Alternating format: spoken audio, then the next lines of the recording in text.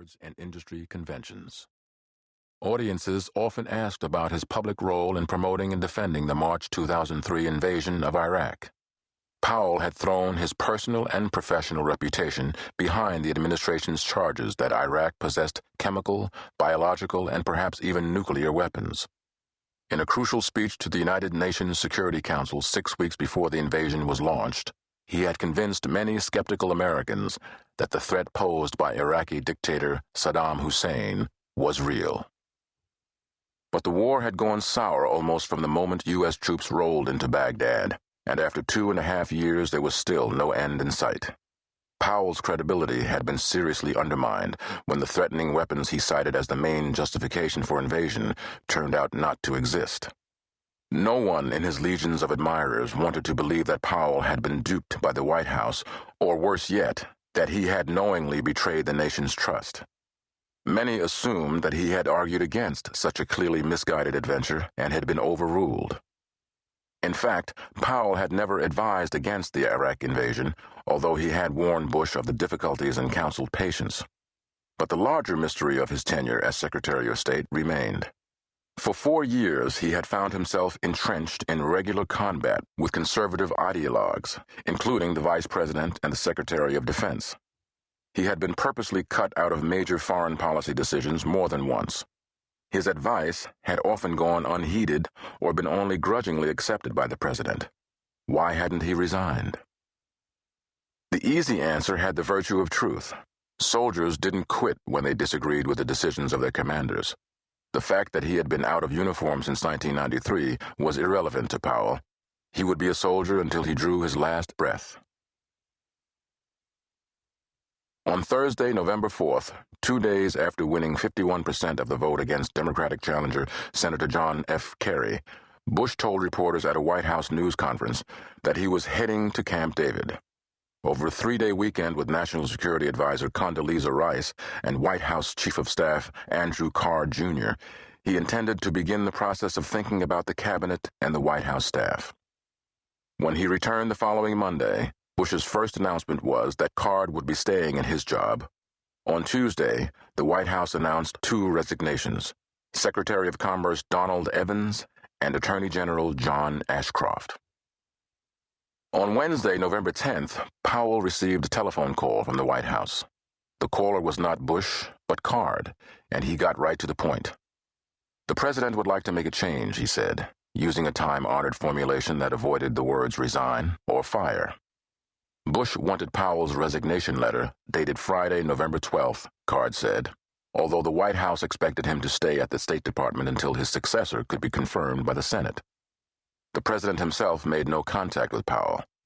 As instructed, Powell handed his resignation letter to Card on Friday. That evening, he informed Grant Green and Mark Grossman, his undersecretaries of Management and Policy, and his own Chief of Staff, Lawrence Wilkerson, although he kept from them the details of Card's call. After his inelegant dismissal as Secretary of State, he wanted to control the way his departure was announced. He put together a plan. He would inform his inner office staff at exactly 8:20 a.m. on Monday, November 15th. He would tell his other senior aides at their regular 8:30 staff meeting. At 10:15, he would send an email to his friends and extended family. He called Card and told him he expected the White House would then publicly announce his resignation.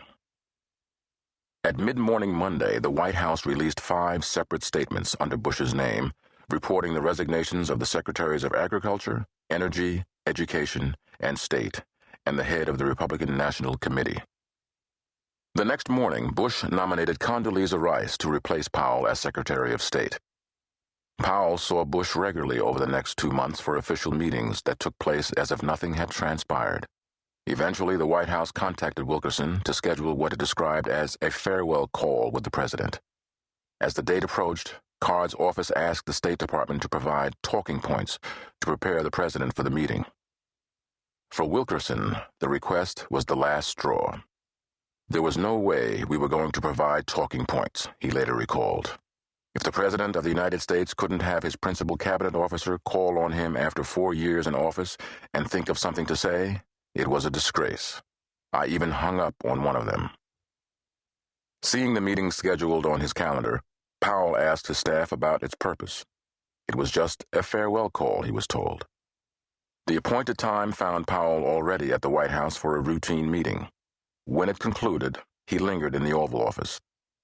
As Powell later remembered it, Bush seemed puzzled and called after his chief of staff, "Where are you going, Andy?" "Mr. President, I think this is supposed to be our farewell call," Powell prompted. "Is that why Condi ain't here?" Over 4 years, Rice had almost always been present when Powell met with the president. "That was probably the reason," Powell replied. Card walked back inside, and the three men sat down. Powell had already decided to use the opportunity to unload.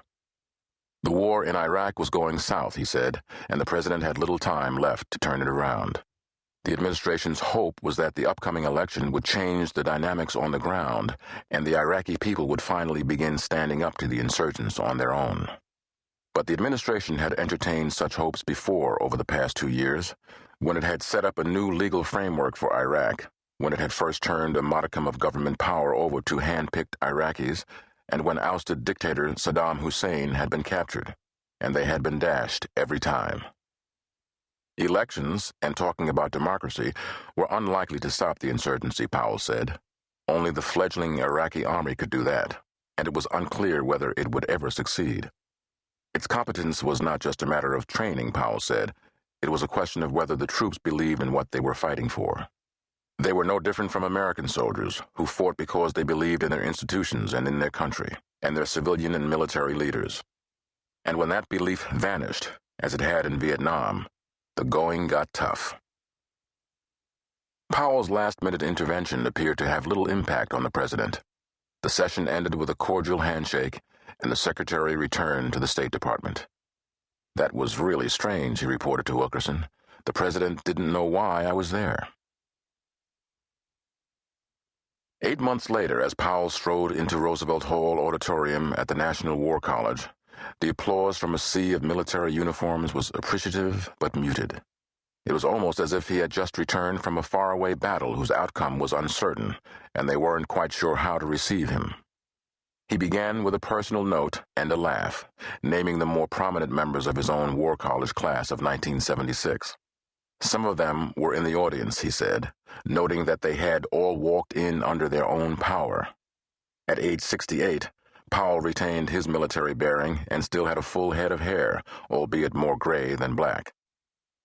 He recalled his time at the college as a turning point in his career and in his perspective, from a mid-level officer's inward-looking institutional gaze to a future leader's appreciation of the wider world. "That's where you are today," Powell told the students in the audience. "It's time to come outside and look at all that is out there, the opportunities and the risks. It is time to understand the role of diplomacy and understand politics. Yes, dirty, nasty politics." He told stories about his encounters with the high and the mighty during a long career in the corridors of power. Relaxed and without a text, using his hands easily for emphasis, he wove together the past and the future, the personal and the political. When he concluded after nearly half an hour, the audience rose to its feet, and the applause was loud and long. Powell invited questions. Was it true, a young man asked, that Powell had disagreed about the timing of the Iraq invasion? Was that his only point of disagreement over the war? Had he ever considered resigning? Powell replied by rote with a familiar chronology. The recalcitrance of Saddam Hussein after he was defeated in the Persian Gulf War of 1991, Saddam's subsequent refusal to verify the United Nations mandated destruction of his weapons systems, the failure of international economic sanctions to force him to change his ways, and the inefficiency and expense of American air patrols designed to keep him in check. After Afghanistan-based al-Qaeda terrorists struck New York and Washington on September 11, 2001, some members of the president's national security team had argued that immediate retaliation should be directed at Iraq. Powell had thought that Afghanistan should be the target, he said, and Bush had agreed with him. Later, when pressure for an invasion of Iraq had grown, Powell had proposed trying diplomacy at the United Nations before resorting to war, and again the president had agreed.